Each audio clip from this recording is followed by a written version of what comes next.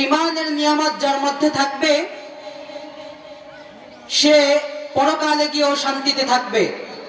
কাজেই আল্লাহ রাব্বুল আলামিন আমাদেরকে যে ঈমানের নিয়ামত দান করেছেন, মুসলমান হিসেবে আমাদেরকে বানিয়েছেন, সেই ঈমানের নিয়ামত পাওয়ার পর আমরা যদি সেটা সংরক্ষণ না করতে পারি, সেটা রক্ষণাবেক্ষণ করতে না পারি, ঈমানের চর্চাকে না করতে পারি, তাহলে আল্লাহ রাব্বুল আলামিন আমাদেরকে যে ঈমানের নিয়ামত দান করেছিলেন এটা কিন্তু আমাদের হাত থেকে ছুটে যাবে।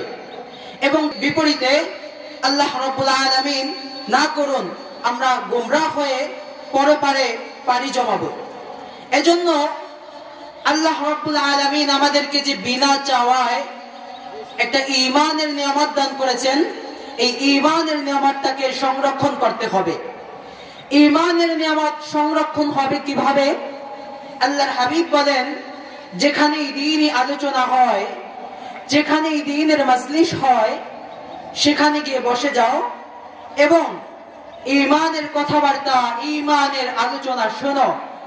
তাহলে আল্লাহ রাব্বুল আলামিন চাইলে মানুষের অন্তরে যে ঈমানের প্রদীপ রয়েছে, সেই ঈমানের প্রদীপ আরো দ্বিগুণ করে আলোকিত করে দিবেন। কুরআনুল কারীমের মধ্যে এভাবে বর্ণিত হয়েছে, ওয়া ইযা তুলিয়াত আলাইহিম আয়াতু যাদাতহুম ঈমানা।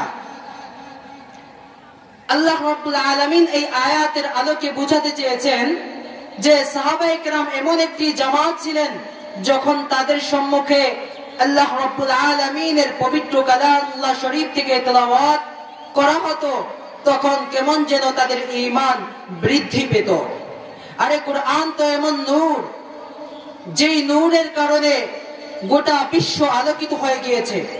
আমরা সকলেই জানি না যে আল্লাহর হাবিব সাল্লাল্লাহু আলাইহি ওয়াসাল্লামকে যখন আল্লাহ রাব্বুল আলামিন এই পৃথিবীতে পাঠিয়েছেন, তার পূর্বের যুগটা ছিল ঠিক আইয়ামে জাহালিয়াতের যুগ। এই আইয়ামে জাহালিয়াত মূর্খের যুগ ছিল, কিন্তু আল্লাহ রাব্বুল আলামিন যখন আখেরি পয়গম্বর হযরত মুহাম্মদুর রাসূলুল্লাহ সাল্লাল্লাহু আলাইহি ওয়াসাল্লামের উপর পবিত্র কালামুল্লাহ শরীফকে নাজিল করলেন, তখন কুরআনের আলোয়, কুরআনের প্রদীপের মাধ্যমে, কুরআনের মশালের মাধ্যমে পুরা পৃথিবী আলোকিত হয়ে গিয়েছে। বলেন সুবহানাল্লাহ। তো এই যে আল্লাহ রাব্বুল আলামিন কুরআনুল কারীমের মাধ্যমে পুরো পৃথিবীকে যে আলোকিত করে দিয়েছেন, সেই আলোর ধারা কিন্তু এখনো পর্যন্ত অব্যাহত রয়েছে। বলে কিভাবে? আল্লাহ রাব্বুল আলামিন আখেরি পয়গম্বর হযরত মুহাম্মদুর রাসূলুল্লাহ সাল্লাল্লাহু আলাইহি ওয়াসাল্লামকে একটা সময় পরে কিন্তু তার মৃত্যু হয়েছে এবং তিনি রওজা শরীফে ঘুমিয়ে রয়েছেন।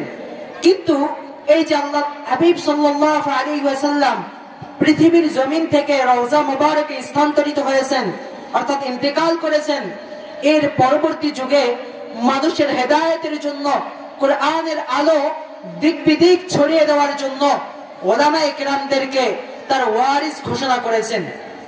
কিসের ওয়ারিস? সম্পদের ওয়ারিস না, বরং ইলমের ওয়ারিস, ওহীর ওয়ারিস। এই ওহীর ওয়ারিস উত্তরাধিকারী ঘোষণা করেছেন। সেই ভিত্তিতে উলামায়ে কেরাম তাদের জীবন প্রাণ সংগ্রামের মাধ্যমে আল্লাহর হাবিবের যে সুন্নাত রয়েছে, আল্লাহ রাব্বুল আলামিন তার উপর যে বিধান নাজিল করেছেন, সেই বিধানকে, সেই বিধানের আলোকে গোটা বিশ্বময় ছড়িয়ে দেওয়ার কিন্তু আপ্রাণ চেষ্টা করে যাচ্ছেন। তো আল্লাহ রাব্বুল আলামিন আমাদেরকে যেমন ঈমান দান করেছেন, ঈমানকে সংরক্ষণ, রক্ষণাবেক্ষণ করার দায়িত্ব এখন আমাদের। বিনা চাওয়ায় আল্লাহ রাব্বুল আলামিন আমাদেরকে ঈমানের দৌলত দান করেছেন। এখন যদি আমরা এটাকে হেলায় খেলায়, অবহেলায় কাটিয়ে এই ঈমানের প্রদীপটাকে নিভিয়ে ফেলি, তাহলে এর দায় আমাদেরকে বহন করতে হবে। এজন্য যেমনি ভাবে আল্লাহ রাব্বুল আলামিন বিনা চাওয়ায় আমাদেরকে মুসলমান হিসেবে বানিয়েছেন, মুসলমান হিসেবে সৃষ্টি করেছেন, একই ভাবে এই ঈমানের নিয়ামত ধরে থাকার জন্য আমাদেরকে আপ্রাণ চেষ্টা করতে হবে।